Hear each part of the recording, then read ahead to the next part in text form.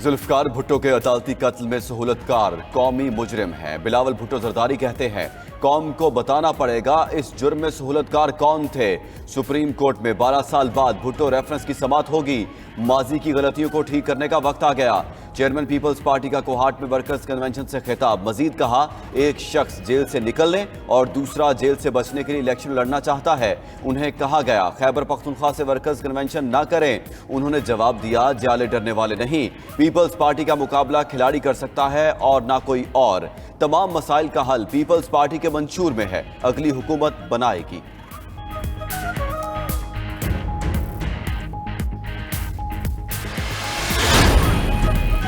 बिलावल की बातों की जरदारी तरतीब करते हैं हम संजीदा क्यों लें। जब आसिफ जरदारी नून लीग के खिलाफ बोलेंगे तो जवाब देंगे। जावेद लतीफ कहते हैं पीपल्स पार्टी ने 15 साल इक़्तिदार के दौरान सिंध का बेड़ा गर्क कर दिया। तमाम सियासी जमातों को लेवल प्लेइंग फील्ड मिलना चाहिए। हसास तनसीबात पर हमले करने वाली पार्टी लेवल प्लेइंग फील्ड का हक नहीं रखती। आबिद शेर अली बोले कि बिलावल भुट्टो पहले कहते थे कि शहबाज अंकल सबसे बेहतर हैं, पीपी को ढील मिली, अब सिंध में आसानी से हुकूमत नहीं मिलेगी। मजीद कहा कि $190 मिलियन केस सबसे बड़ा स्कैंडल है। बानी पीटीआई ने बीवी के हमरा डाका मारा, दूसरों पर इल्जाम तराशी करने वाला खुद रंगे हाथों पकड़ा गया। पाकिस्तान में आइंदा हुकूमत लाडले या सुपर लाडले की नहीं होगी। अमीर जमाते इस्लामी सिराजुल हक कहते हैं मुल्क की सियासत पर दो खानदानों की इजारादारी है। दो खानदानों ने मुल्क की माशत को तबाह कर दिया। दोनों खानदानों की सियासत करीबुल मर्ग है। सोशल मीडिया को खानदानों की प्रमोशन नहीं, जुल्म और करप्शन के खिलाफ इस्तेमाल करेंगे। चैलेंजेस का सामना है, सोशल मीडिया का इस्तेमाल ना करना जहालत है।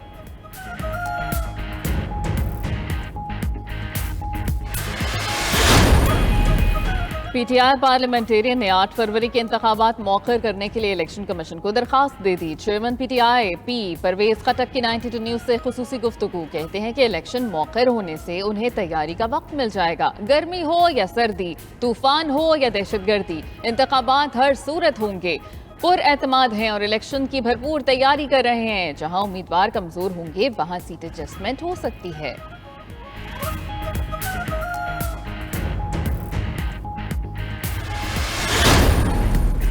Army chief general Syed Asim Munir सरकारी दौरे पर अमरीका रवाना हो गए। जनरल आसिम मुनीर का आर्मी चीफ के तौर पर अमरीका का पहला दौरा। ISPR के मुताबिक army chief general Asim Munir दौरे में अमरीका की अस्करी क़यादत और आला हुकूमती ओहदेदारों से मुलाकातें करेंगे।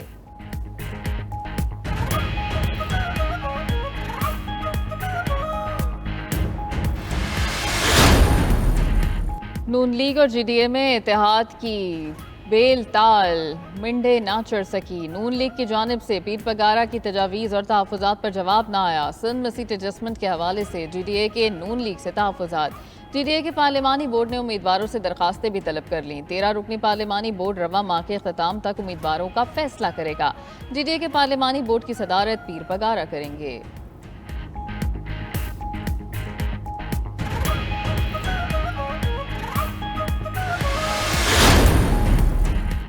आइंदा आम इंतखाबात के लिए जोड़ तोड़ जारी। नून लीग और IPP में एडजस्टमेंट की तैयारी। IPP के इजलास में सीट एडजस्टमेंट के फैसले की तौसी।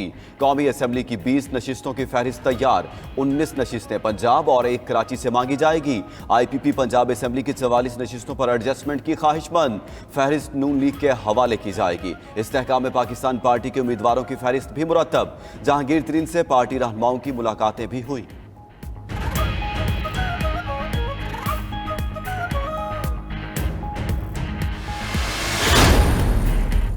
पीपल्स पार्टी ने इंतखाबी मुहिम तेज कर दी। लाहौर में NA 127 में जलसा। अब्दुल कादिर पटेल, फैसल मीर और दीगर रहनुमाओं की शिरकत। पीपल्स पार्टी के रहनुमाओं ने साबिक वजीर आजम नवाज शरीफ को तनकीद का निशाना बनाया।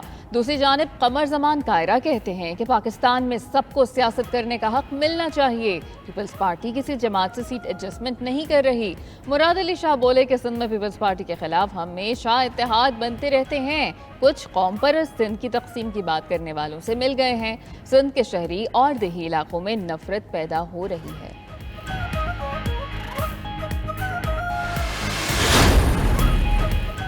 पीपल्स पार्टी की भी लेवल प्लेइंग फील्ड न मिलने की शिकायत। चीफ इलेक्शन कमिश्नर को तहरीरी तजावीज और शिकायत पेश करने का फैसला। पीपल्स पार्टी का वफ्द कल चीफ इलेक्शन कमिश्नर से मुलाकात करेगा।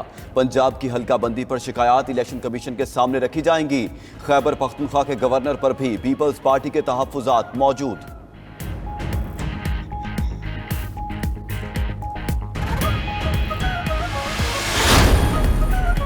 इलेक्शन कमीशन ने सोशल मीडिया पर जेर गर्दिश इंतखाबी शेड्यूल जाली करार दे दिया। तर्जुमान ने वाज़ेह कर दिया कि इलेक्शन कमीशन ने इंतखाबी शेड्यूल जारी नहीं किया। तर्जुमान के अलावा इलेक्शन कमीशन से मंसूब किसी भी बयान पर तवज्जो न देने का मशवरा भी दे दिया।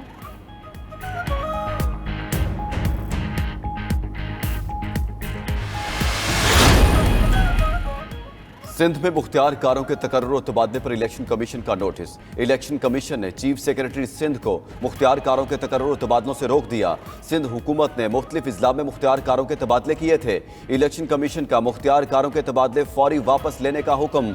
इलेक्शन कमीशन के अहकामात पर SNGAD का senior member board of revenue को मरासला। तबादले वापस करने की बजाय जारी हुक्मनामे पर अमल रोकने की हिदायत दे दी।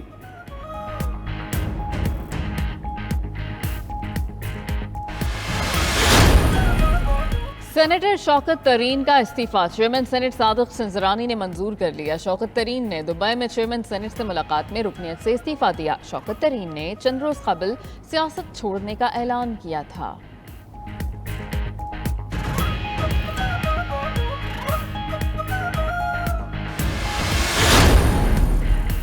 एंटी करप्शन के मुकदमे में फवाद चौधरी का एक रोजा जिस्मानी रिमांड। रावलपिंडी की सिविल अदालत ने फवाद चौधरी को कल मुतलका अदालत में पेश करने का हुक्म दे दिया। एंटी करप्शन हुकाम ने फवाद चौधरी से 35 लाख रुपए की बरामदगी के लिए 7 रोजा रिमांड की इस्तदा की थी।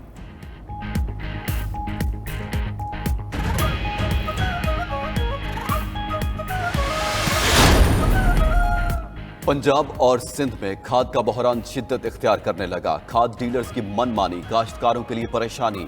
बूरेवाला, मुल्तान और ठट्ठा में खाद की ब्लैक में फरोख्त। 3600 की बोरी 5000 रुपए तक पहुंच गई। निगरान वज़ीर आला पंजाब का नोटिस, खाद की दस्तयाबी यकीनी बनाने का हुक्म। कहते हैं वज़ीर आज़म ने खाद के हवाले से वफाकी वज़रा को हिदायत जारी कर दी। 20 दिसंबर से 2 लाख टन इजाफी यूरिया खाद बंदरगाह पहुंच जाएगी।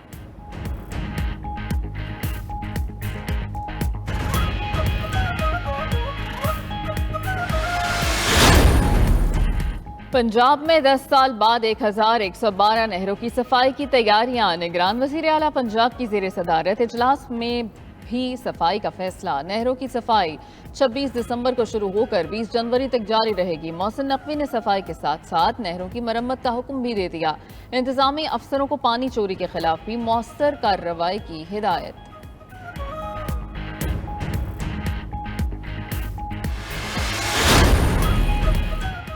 मक्का मुकरमा और गिरदुनवा में बारान रहमत ने मौसम खुशगवार बना दिया। मस्जिदुल हराम में बारिश के दौरान ज़ायरीन ने तवाफ किया।